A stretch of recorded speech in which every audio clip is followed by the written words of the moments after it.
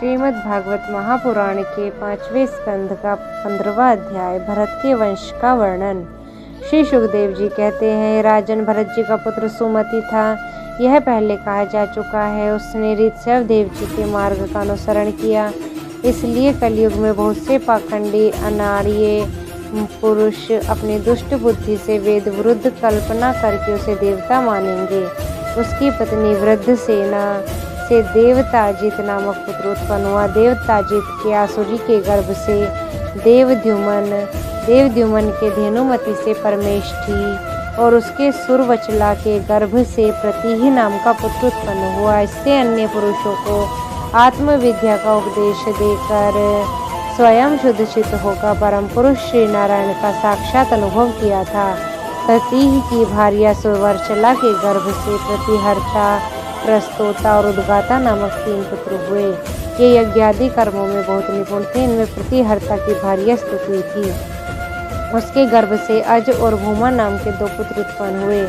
भूमा के ऋषि कुलिया से उद्गीत, उसके देव कुलिया से प्रस्ताव और प्रस्ताव के न्योत्सा के गर्भ से विभु नाम का पुत्र हुआ।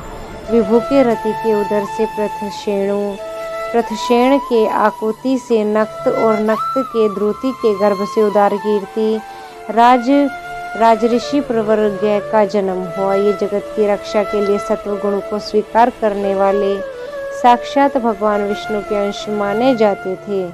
संयम आदि से अनेक गुणों के कारण इनकी महापुरुषों में गणना नहीं की जाती।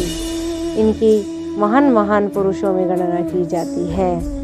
महाराज गय ने प्रजा के पालन पोषण, रंजन, लाड़ चाव और शासन आदि करके तथा तरह तरह के यज्ञों का अनुष्ठान करके निष्काम भाव से केवल भगवत प्रीति के लिए अपने धर्मों का आचरण किया। इससे उनके सभी कर्म सर्वश्रेष्ठ परम पुरुष परमात्मा श्री हरि के अर्पित होकर परमार्थ रूप बन गए। इससे तथा ब्रह्मवेत्ता ब्रह्म पुरुषों के चरणों की सेवा से उन्हें भक्ति योग की प्राप्ति हुई। तब निरंतर भगवत चिंतन करके उन्होंने अपना चित्त शुद्ध किया और देहादि अनात्म वस्तुओं से अहम भाव हटाकर वे अपने आत्म भाव को ब्रह्म रूप में अनुभव करने लगे। ये सब होने पर भी वे निराभिमान होकर पृथ्वी का पालन करते रहे। हे परीक्षित, प्राचीन इतिहास को जानने वाले महात्माओं ने राजऋषि गय के विषय में यह गाथा कही है। अहो, अपने कर्मों से महाराज गय की बराबरी और कौन राजा कर सकता है।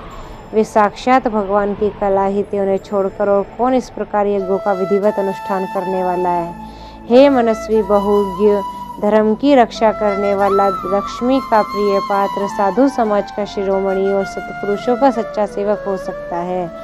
सत्य संकल्प वाली परम साध्वी, श्रद्धा, मैत्री और दया आदि दक्ष कन्याओं ने गंगा आदि नदियों के सहित बड़ी प्रसन्नता से उनका अभिषेक किया तथा उनकी इच्छा न होने पर भी वसुंधरा ने गौ जिस प्रकार बछड़े को स्नेह से पिन्हाकर दूध देती है, उसी प्रकार उनके गुणों के रीझकर प्रजा को धन रतन आदि सभी अभिष्ट पदार्थ दिए थे।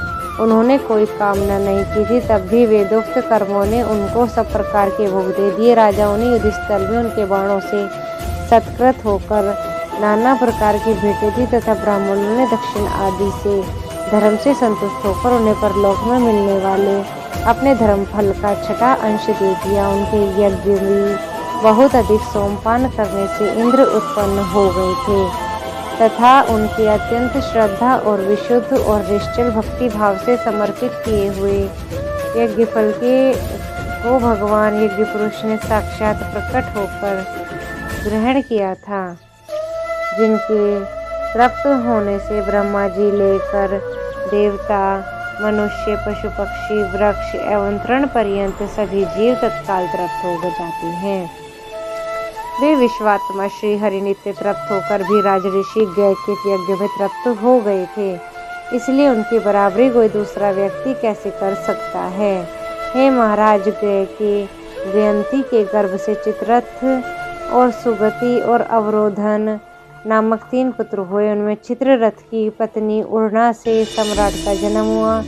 सम्राट के उत्कला से मरीचि और मरीचि के बिंदुमती नामक पुत्र हुआ। उसके सरघा से मधु, मधु के सुमना से वीरव्रत और वीरव्रत के भोजा से मंथु और प्रमंथु नाम के 2 पुत्र पैदा हुए। उनमें मंथु के सत्या के गर्भ से भोवन, भोवन के दूषणा के उदर से त्वष्टा, त्वष्टा के विरोचना से विरज और विरज के विशुचि नाम की भार्या से शतजित आदि 100 पुत्र और 1 कन्या का जन्म हुआ। विरज के विषय में यह श्लोक प्रसिद्ध है। जिस प्रकार भगवान विष्णु देवताओं की शोभा बढ़ाते हैं, उसी प्रकार प्रिय व्रत वंश को इसमें सबसे पीछे उत्पन्न हुए राजा वीरजा ने अपने सुयश से विभूषित किया था। राधे राधे।